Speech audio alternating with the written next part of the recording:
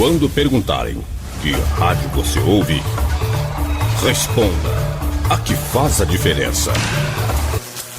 Rádio Esplendor. Agora no seu rádio.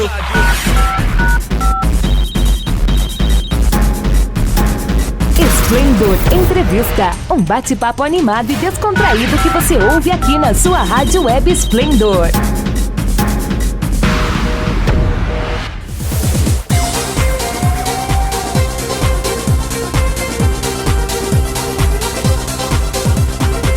E começa agora mais um Esplendor Entrevista. Eu sou Daniel Ribeiro e no programa de hoje vamos falar sobre como é viver em Portugal e quais as formas de se fazer isto legalmente. O bate-papo de hoje é com Henrique Shoa, mais conhecido como Cabeludo Portugal, que saiu do Rio de Janeiro e está morando na cidade de Viseu, em Portugal, há 2 anos. Ele cria lives fantásticas no Facebook e Instagram para ajudar os brasileiros que desejam emigrar para Portugal. Nosso entrevistado vai passar dicas valiosas e todas as informações necessárias para você que quer viver em Portugal.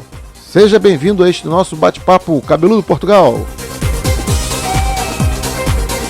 Olá, Daniel. Muito obrigado pela oportunidade de poder passar um pouquinho da minha experiência vivendo aqui em Portugal e poder ajudar muitas pessoas e talvez, com certeza, tirar algumas dúvidas que porventura tenham aí.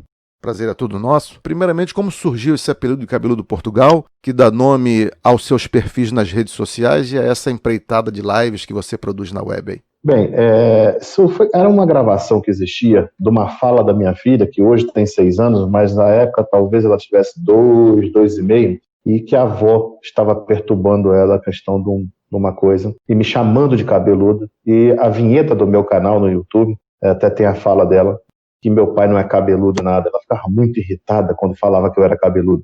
E daí que surgiu a ideia do nome do nosso canal e dos nossos perfis terem Cabeludo em Portugal. Por que essa decisão de morar em Portugal? Como é que foi isso? Olha, quando estava próximo à aposentadoria, eu digo 3 anos antes, comecei a pensar em migrar, porque eu estava morando em Belém, nos últimos 5 anos que eu fiquei no Brasil, eu estava em Belém, e não dava, a situação muito ruim em questão de violência, etc. e tal, tudo que a gente já sabe, que não é particularidade de Belém, somente de Belém.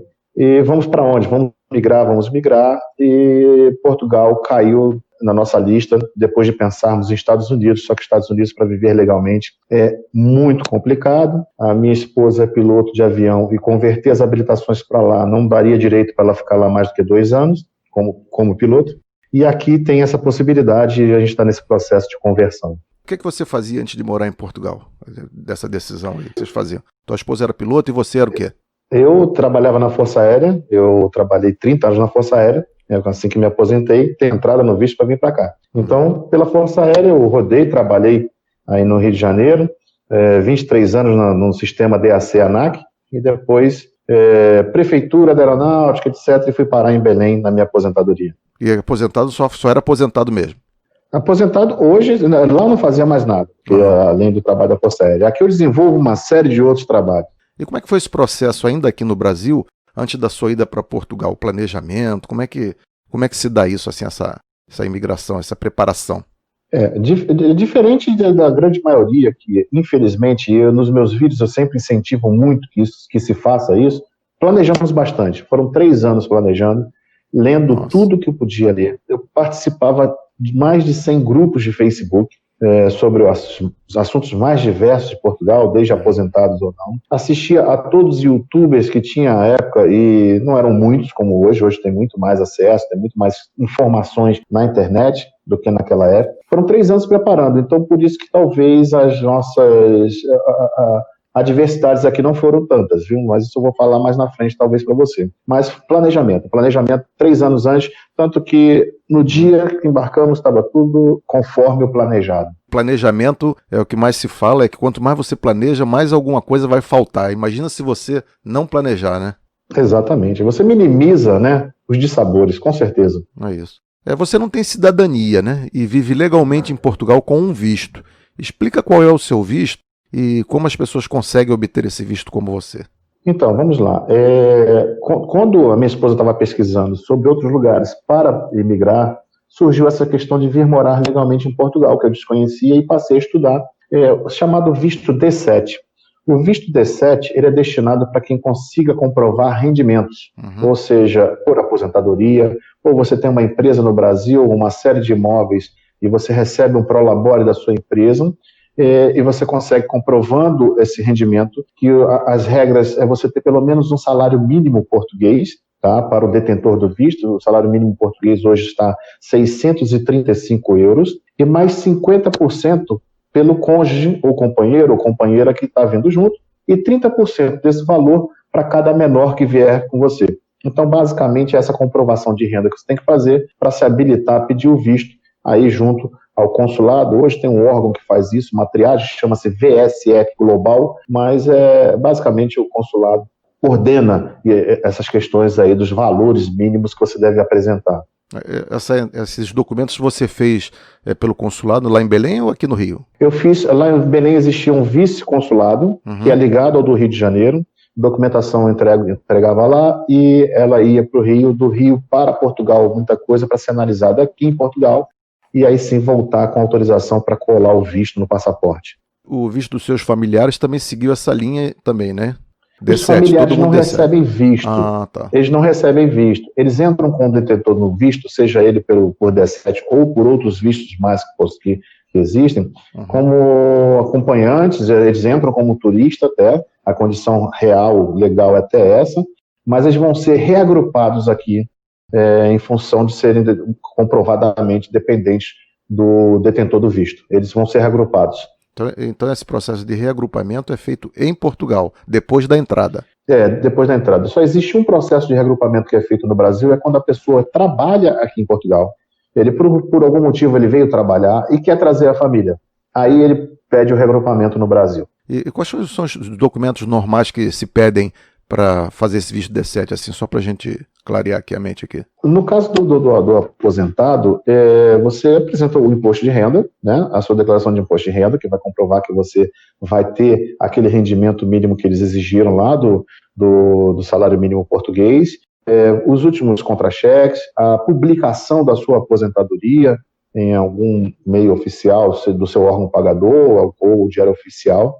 Basicamente, somente você vai ter que apresentar, hoje em dia, a regra de hoje em dia, na minha época não era assim, tem que ter em conta disponível aqui em Portugal de um valor depositado 12 vezes o salário mínimo. Então são 12 vezes €635, depositado numa conta corrente disponível aqui em Portugal. E você abriu essa conta daqui ou abriu lá, quando chegou lá? Na minha época não havia essa exigência. Na minha época não havia, então não precisei abrir essa conta. Aí quem mora no Rio de Janeiro, São Paulo, é mais fácil, porque existe uma representação do Banco Português aí, então fica mais fácil abrir essa conta, e senão vai ter que fazer ou através do procurador aqui em Portugal, ou pela internet. Existe ainda ali umas opções de bancos online que consegue fazer essa abertura de conta. Além do D7 para aposentados, existem outros vistos que permitem ao brasileiro viver legalmente em Portugal, né? Você sabe quais são, não? Sim, sei sim. Dando um ganchozinho, porque eu tenho um canal no YouTube, né? Tem mais de 20 mil inscritos, falo muito sobre Portugal, principalmente sobre a minha região, Viseu, que é o centro de Portugal, é uma região belíssima, depois eu posso falar um pouquinho mais sobre ela. E o último vídeo que eu lancei, inclusive, eu falo sobre os 3 principais vistos que os brasileiros estão vindo para cá, que é o D7, que é o D4 e é o D2. O D4 é para estudantes, seja de pós-graduação, mestrado ou licenciatura. Tá? Existe o D2, que é para empreendedor.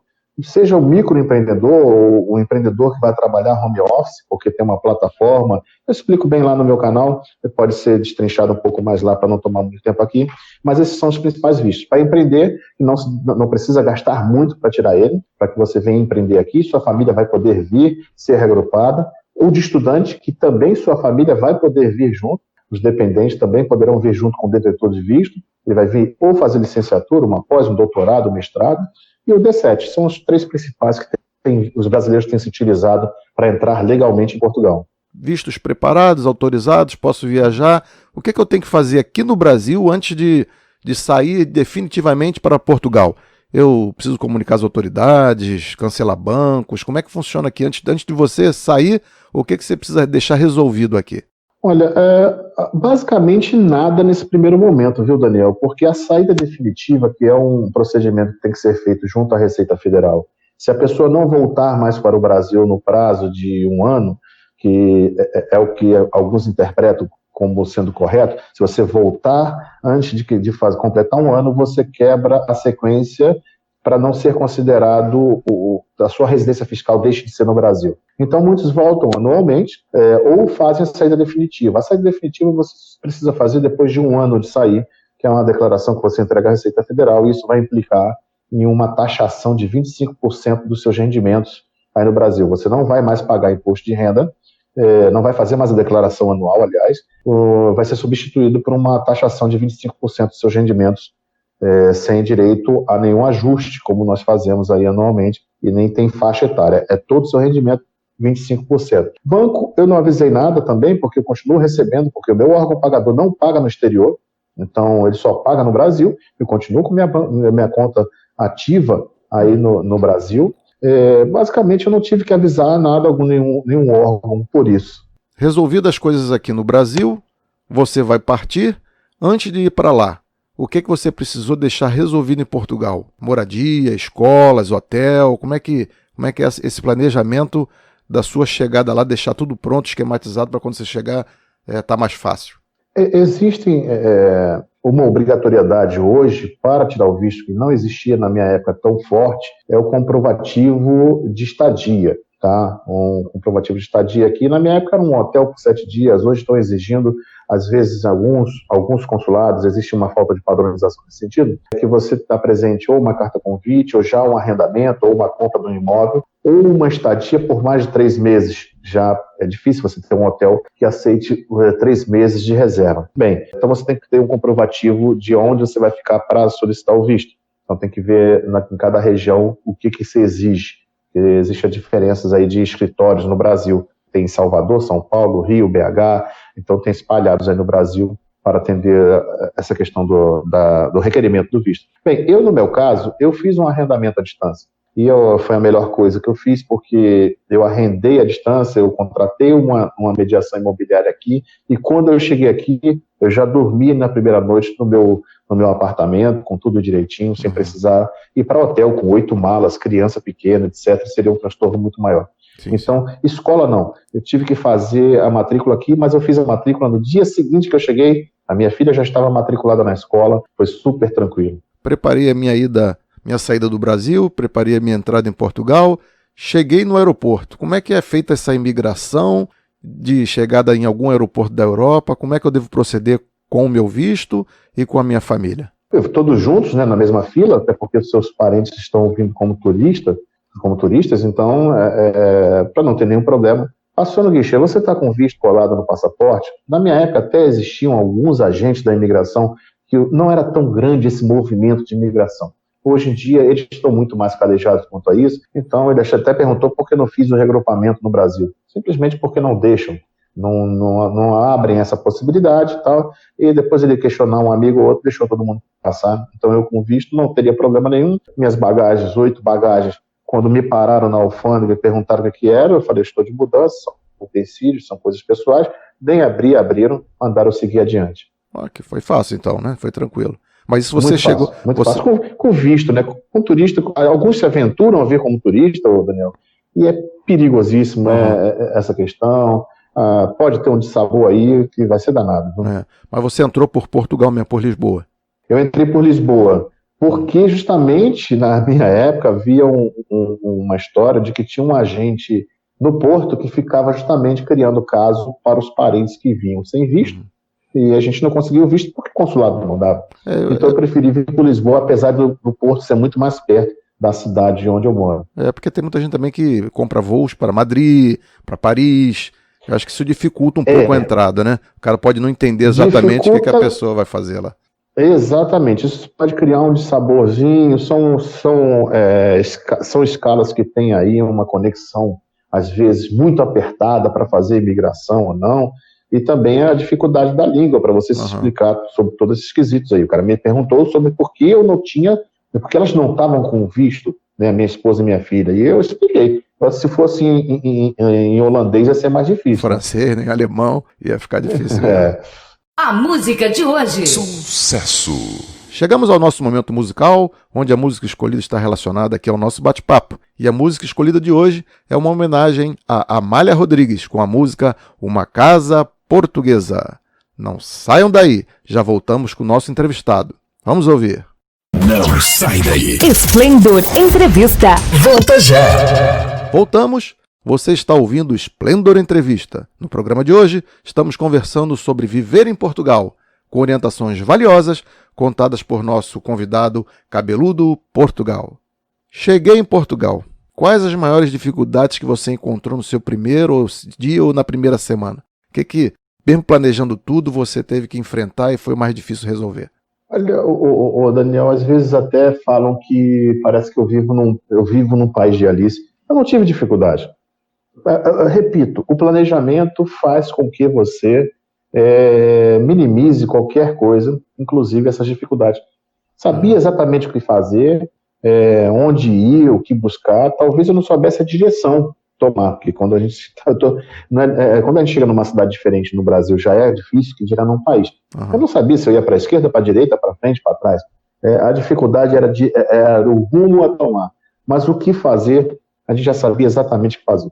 Não tive dificuldades nesse primeiro instante aqui em Portugal, foi muito, muito tranquilo, muito bom, graças a Deus. Cabeludo, apesar do idioma ser português também, ele tem muitas diferenças, né? Em quanto tempo você conseguiu se adaptar a essas diferenças? E quais as principais coisas que você enfrentou que tem um significado diferente aí do daqui? Nós brincamos, né, e você vai conhecer o termo, cada aviação, que nós hoje já somos proficientes na língua portuguesa falada em Portugal. Porque no começo nós entendíamos cerca de 30% do que era dito, por causa da entonação das vogais, Sim. às vezes até encurtamento de palavras, era uma dificuldade. A minha esposa brinca que parece que os repórteres hoje na televisão estão falando melhor, mas é que nós acostumamos e realmente aprendemos. Aprendemos a entender. Se adaptou, o ouvido acostuma, né, e você vai. Estamos proficientes na língua portuguesa, falada em Portugal, com certeza, porque era muito difícil entender. Hoje, um ou outro, dentro de uma aldeia que tem um sotaque mais pesado, né? A entonação das vogais diferente, então está bem melhor. E palavras, são algumas palavras ou outras que têm uma aplicação diferente. Você pega, que já também no planejamento, já tínhamos olhado, e você não faz um extra aqui, né? Fazer um bico, você faz um extra, aliás, você não faz bico. Bico aqui tem um sentido diferente, tá? Tem uma conotação sexual. Então você não faz bico, você faz extra, tem umas palavras diferentes que a minha filha vai me ensinando. Ela tem 6 anos, está na primeira série, e ela fala algumas coisas até entender. Qual foi o último? Acho que foi a bola de gude, que se chama berlinde. E ela falou berlinde, o que é isso, minha filha? Aquele negócio aí explicando, é a bola de gude. Então algumas coisas que a gente vai aprendendo. O que significa. Minha filha é minha professora. E a escrita já está também adaptada de Portugal? Sim. Cada vez mais abandonando o gerúndio, né? Porque é danado a questão do uso muito de pronomes. Então, a gente vai se adaptando. Mas pouco eu escrevo para português, escrevo muito para brasileiros nos meus trabalhos, então ainda não estou bem assim na escrita. Mas algumas coisas já vejo que eu estou respondendo no canal aos meus inscritos, eu começo a escrever sem gerúndio. E para alugar uma moradia, como é que foi a sua experiência? Eu sei que aí é T1, T2, né? Tem esse negócio aí. Como é que foi para alugar essa moradia? T1, T2, T3 é de acordo com o número de quartos, né, que você possui dentro do imóvel. Então, T1, um quarto, T2, 2 quartos. E eu fui à distância, como eu falei, uma mediadora ia filmando, mostrou vários apartamentos. Não me agradava por uma coisa ou outra. Alguns eram cozinha americana, e eu gosto de meter a cozinha de vez em quando. E se fosse fritar alguma coisa, ia ser muito ruim dentro de casa, uma cozinha americana. Então, até que chegamos a esse imóvel que nós estamos morando hoje, já há mais de 2 anos, ela filmou, digo, é esse que eu quero, e realmente eu moro num bairro muito bom, na minha cidade, onde nós brincamos que é o Leblon, daqui de Viseu, e está muito satisfeito, foi muito bom. Filmava, mostrava, pronto. Porque aqui com a mediação também, o que acontece, Daniel, diferente do Brasil, uma das diferenças que é bom pontuar, a energia elétrica, a água, o gás, é tudo cortado, quando sai um morador para o outro. de se tirar o relógio, o contador, etc. Né? Então você tem que solicitar esse serviço para religar. Às vezes pode demorar até mais de uma semana, dependendo do serviço. O gás demora mais do que a eletricidade, do que a água. E por isso foi bom a mediadora, porque ela chegou e eu já cheguei, já estava tudo ligado. E a questão do emprego? É fácil arrumar? Como é que é a remuneração por aí? Como é que eles veem brasileiros que chegam? Como é que é essa relação empresa-funcionário também? Vamos lá, eu vou falar com mais propriedade do antes da pandemia. O pós-pandemia ainda não tenho uma propriedade para falar, mas um pouquinho sim. Emprego era muito fácil arrumar aqui na minha região. Sobrava vagas, então ninguém ficava desempregado, porque temos aqui uma grande montadora de automóveis aqui próxima à minha cidade. Na minha cidade mesmo, apesar de ser a capital do distrito, o distrito seria como se fosse o estado, né? Ela não possui um parque industrial. Por questões políticas, eles não quiseram ter parques industriais na cidade.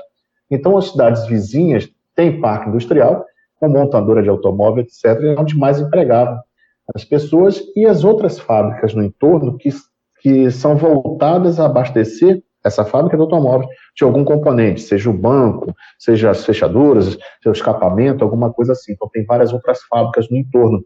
E sempre teve emprego. Os brasileiros estavam muito bem. Chegar era facilmente admitido, tendo uma documentação mínima, e não somente a documentação como turista, ele conseguia se empregar.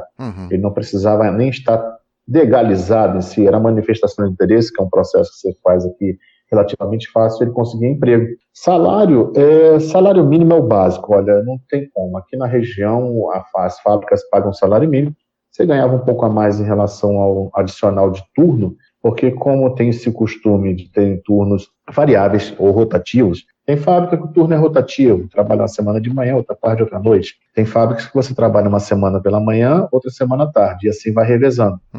E não faz o rotativo noturno, mas aí acaba entrando por algum horário, tanto pela manhã quanto à noite, que você acaba ganhando um adicional. Em relação a isso, de turno, não passa de 700 euros. Não passava de 700 euros esse valor. Tá? E dá para viver com isso? Sozinho não. Agora, um casal vive perfeitamente, com 1.400, 1.300 euros, vive tranquilamente, dependendo do arrendamento que ele vai arrumar, um aluguel, né? Ele vai viver dignamente aqui com 1.300 euros. Mas você ainda tem também o reforço da tua aposentadoria, né? Sim. A relação aí de empresa-funcionário, essa talvez seja um impacto, um choque. Eu trabalhei em fábrica aqui, minha esposa trabalhou em fábrica, ela trabalhou em duas, eu trabalhei em uma, eu tive essa experiência. É muito diferente, nós temos algumas coisas, algumas vantagens, não tem como, eu repito isso, estamos entre as 10 maiores economias do mundo, tem que ter algum desenvolvimento, inclusive na questão laboral e etc. Aqui falta muito treinamento, mesmo das grandes empresas por onde nós passamos, não há vale transporte, não tem uma série de regalias trabalhistas que tem no Brasil, aqui não tem. O esforço é grande. É um trabalho relativamente pesado, mas você acostuma. Depois de um mês, meu corpo nem reclamava mais, estava tranquilamente. São 8 horas em pé, meia hora para almoço, são coisas assim mais rápidas. 13º tem? Tem 13º. E o sistema é mais bruto, vamos dizer assim. O sistema é mais bruto, é mais pesado, é mais... não tem mimimi, sabe? Não tem mimimi. Você falou aí que com 2 salários mínimos dá para viver dignamente. Como é que é o custo de vida aí em Portugal? Com esses 2 salários aí? O que dá para fazer e o que não pode mais fazer? É relativamente baixo. Eu até tenho 2 vídeos lá no meu canal que eu mostro uma planilha com os meus custos. Porque de energia elétrica, gás e água, eu acho que esse mês eu não passei de 70 euros. E isso aí no Brasil eu gastava só de energia elétrica. Tá?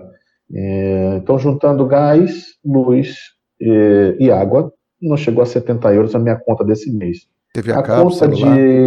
A conta de TV a cabo, celular e internet, eu pago 56 euros. Tá? Com vários canais, etc. Então, temos 2 celulares atrelados a esse pacote, com a internet de 200 megas de download e 100 megas de upload na fibra ótica chegando dentro de casa. Coisa que eu não tinha no Brasil, nem meu trabalho, que eu era encarregado de setor de informática da base aérea de Belém, a gente não tinha fibra ótica chegando lá dentro. O custo de vida, a alimentação não aumenta, são 2 anos, mais de 2 anos Não aumenta nada, zero, zero. Nem na pandemia houve, que aumentou por causa da pandemia. Não teve esse tipo de coisa. Pagamos a mesma coisa, gastamos a mesma coisa. Gastamos em torno de 300 e poucos euros de alimentação por mês. Não está aqui que nem o arroz, casal, tá aqui. O arroz, o óleo. Não aumentou um cêntimo. Aqui não fala centavos, fala cêntimos. Sim. Então não aumentou um cêntimo a questão do arroz, a questão do óleo. Eu acho que isso é muito bom. É país do primeiro mundo, né? Está inserido na comunidade europeia, não tem como ser diferente. Quem tem filhos em idade de escola, aí tem creches. Como é que foi para matricular teus filhos lá? Como é que foi esse dia seguinte que você falou que matriculou eles aí? Foi em ensino básico? Eu tenho uma filha aqui, né? Eu tenho uma filha comigo, 6 anos, e na época ela tinha 4. Foi muito tranquilo, jardim de infância, porque tem vaga para todos a partir dos 3 anos. Menos de 3 anos já não é tão fácil se encontrar creche, mas se encontra, tá? Não é impossível. Creches, eu digo, subsidiadas pelo governo. É público, então. No jardim de infância, público, ensino público. No jardim de infância que minha filha estudava, o filho do secretário de Estado, que seria o ministro de Estado de Esportes, que é daqui de Viseu, estudava no mesmo colégio. Então, nós temos só uma escola particular aqui em Viseu. O restante é tudo público e todos estudam no ensino público. O ensino público é de qualidade, é integral. A minha filha entra na escola às 9, agora que ela está na primeira série, sai às 16 horas. Quando ela estava no jardim de infância, ela saía às 18h45. Então, com alimentação, com tudo? Com alimentação, nós pagávamos 1,46 de alimentação por dia no jardim de infância. Agora, na primeira série, nós não estamos pagando, porque nós temos escalão, que são umas faixas aqui que eles fazem os cálculos deles, etc. E tal. Para efeitos deles, eu não ganho nada aqui, então eu não recebo nada e eu entro num escalão diferente. E foi muito fácil. Escolas. Aqui temos universidades boas que nós temos aqui em Viseu. Eu moro em Viseu, deixa eu me situar, no centro de Portugal, uma cidade de 100 mil habitantes. Eu estou aqui a 100 quilômetros da Espanha, a 130 da cidade do Porto e a cerca de 300 quilômetros da cidade de Lisboa.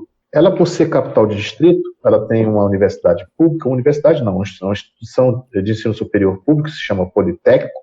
Ela não é universidade porque não tem alguns outros cursos, aqui não tem medicina, não tem direito, mas tem engenharia mecânica, temos informática, enfermagem e outros cursos mais. Temos uma universidade particular, Universidade Católica, essa sim tem medicina dentária, né, como se chama aqui, odontologia.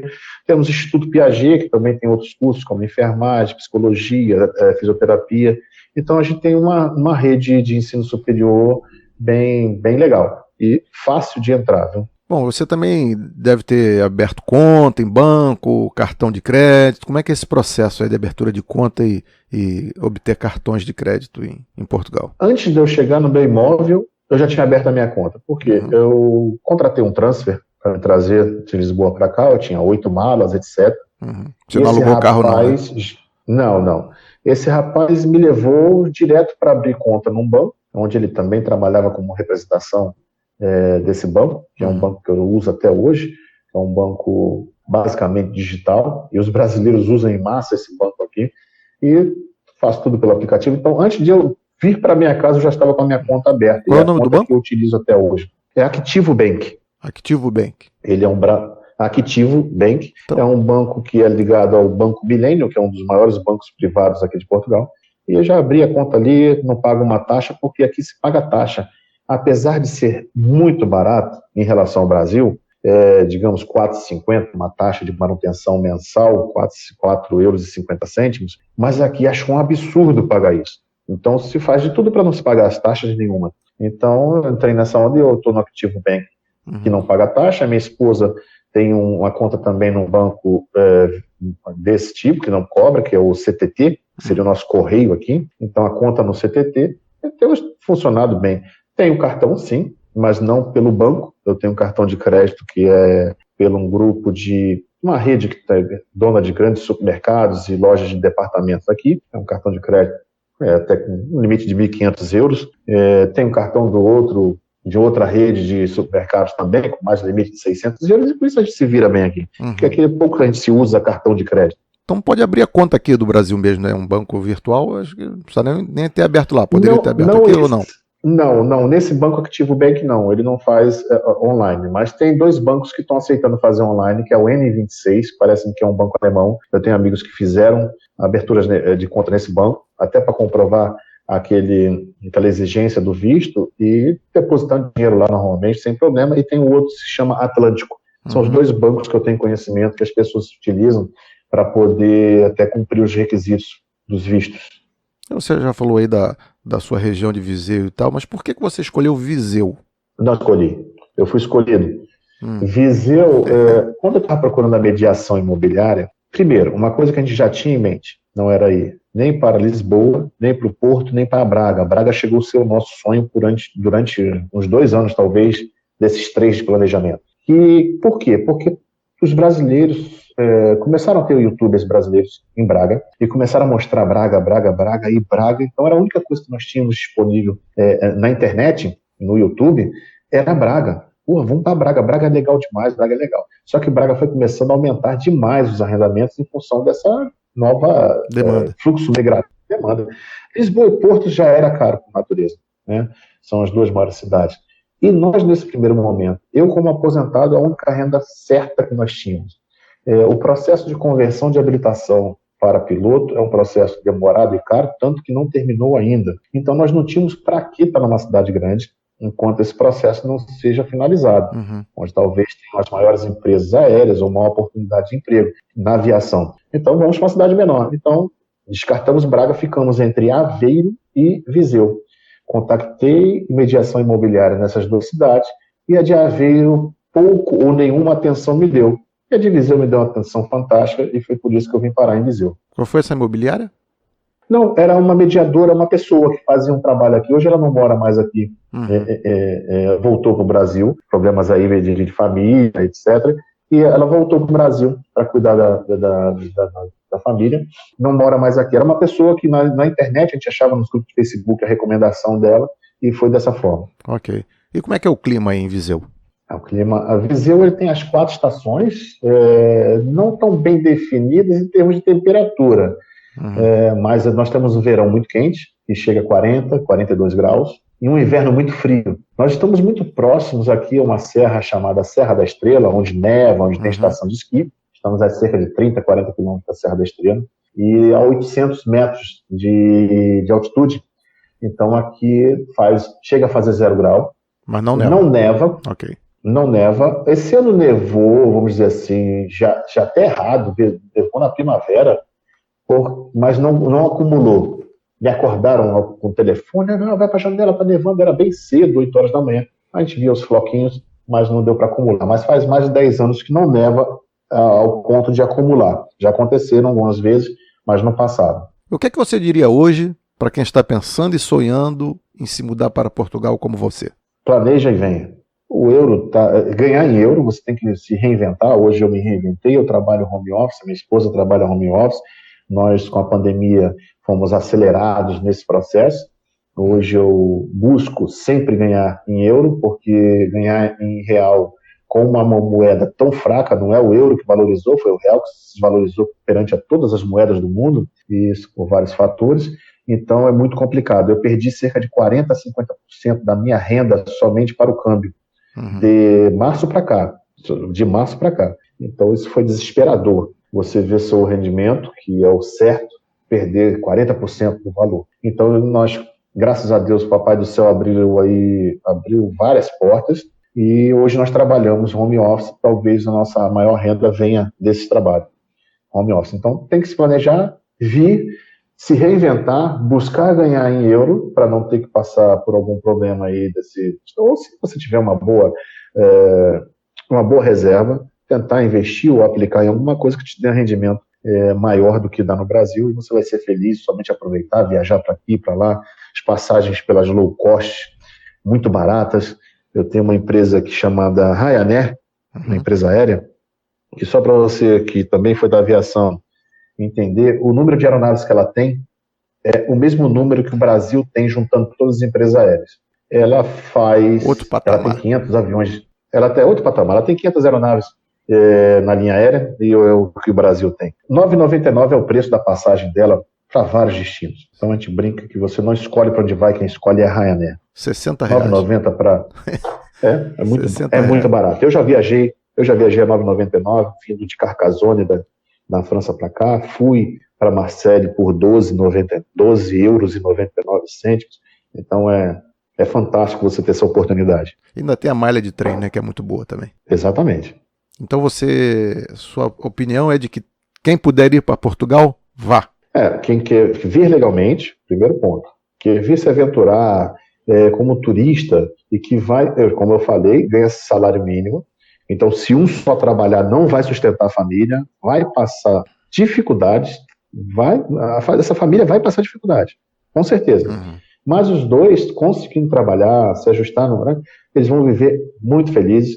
Vejam lá no canal, a minha planilha está lá de cursos que eu tenho, é aquilo, não mudou nada. Agora, o cara quer se enfiar em Lisboa, o Daniel, onde os arrendamentos são caríssimos.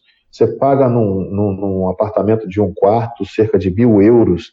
Então, veja bem, essa conta não fecha. Mesmo o casal ganhando cada um 700 euros, 1.400, não vai sobrar para muita coisa, né? Uhum. Então é muito difícil. Esses grandes centros você até ganha um pouquinho mais, só que o aluguel é muito caro, muito caro. O interior eu prefiro. Eu vejo muito brasileiro que gosta da região do Algarve, porque é muito parecido o clima aqui com o nosso e o estilo de vida também. Você aconselha isso, não? Lá também é bom ou não?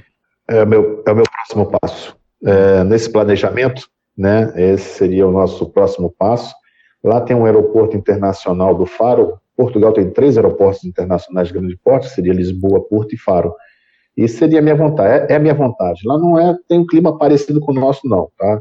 Mas são 300 dias de sol, não necessariamente de calor. Uhum. Tem frio. Eu passei o Réveillon lá e estava tipo 3, 4 graus à noite, ventando, é bem frio. Mas é uma região de praia, né? Então nós que gostamos muito dessa questão de litoral, eu gosto muito de saber que o mar está ali. Eu morei em Cabo Frio, morei em Arraial do Cabo há muito tempo, trabalhava no aeroporto de Macaé e morava em Arraial do Cabo. Poxa, é fantástico saber que o mar está ali. Então, Algarve é um sonho meu. E eu digo que eu pesquei tanto quando eu trabalhava e aposentado ainda não consegui pegar um peixe. Então vamos ver se eu concretizo isso aí. Bom, se você quiser divulgar suas redes sociais, seus canais, seus contatos, como é que a pessoa te acha na web aí, pode ficar à vontade aí. Daniel, pessoal, eu chamo aí, assista lá o canal do Cabeludo em Portugal, é Cabeludo em Portugal. Você vai achar no YouTube, botar Cabeludo em Portugal, nós temos aí mais de 20 mil inscritos, mais de 140 vídeos falando sobre Portugal. Esse último vídeo que eu lancei falando sobre o visto D7, o D4 e o D2, e um vídeo que vai sair hoje falando sobre a saúde e bem-estar em Portugal, falando sobre o sistema de saúde público, sistema de saúde privado, como é que funciona essa questão aqui. Também temos a nossa página no Facebook, Cabeludo em Portugal, e o Instagram, Cabeludo em Portugal, porque conseguem ver coisas que nós não conseguimos produzir um vídeo, mas são coisas rápidas, mostrando o dia a dia, mostrando a nossa experiência, tem posts diários lá, mostrando como é a vida de uma família aqui em Portugal, especificamente na cidade de Viseu. Como tudo que é bom dura pouco, chegamos ao final de nossa entrevista. Obrigado, Cabeludo Portugal, por aceitar esse nosso convite e em participar aqui com a gente deste bate-papo. Sucesso, muita saúde e volte sempre. Muito obrigado a todos. Obrigado, Daniel. Isso aí. Nós é que agradecemos aqui. Bom, gostou dessa entrevista e quer ouvir novamente? Ou se você perdeu algum episódio do Esplêndido Entrevista ou quer compartilhar com seus amigos, inscreva-se no canal da rádio no YouTube ou siga nossos programas no Spotify. A íntegra de nossos programas também está em formato podcast e pode ser acessada no endereço www.radiosplendor.org. Vai lá, faz uma visitinha, curta a rádio nas redes sociais e inscreva-se em nossos canais. Ainda está com dúvida? É só pesquisar por Rádio Web Esplendor lá no Google que vai aparecer tudinho. Continue acompanhando a nossa programação. Não saia daí. Até a próxima!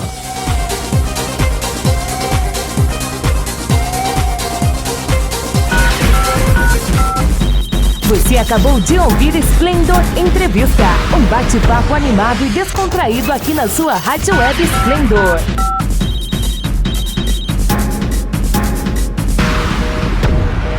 Se liga aí, qualquer momento tem mais. Sempre ligado em você. Rádio Esplendor.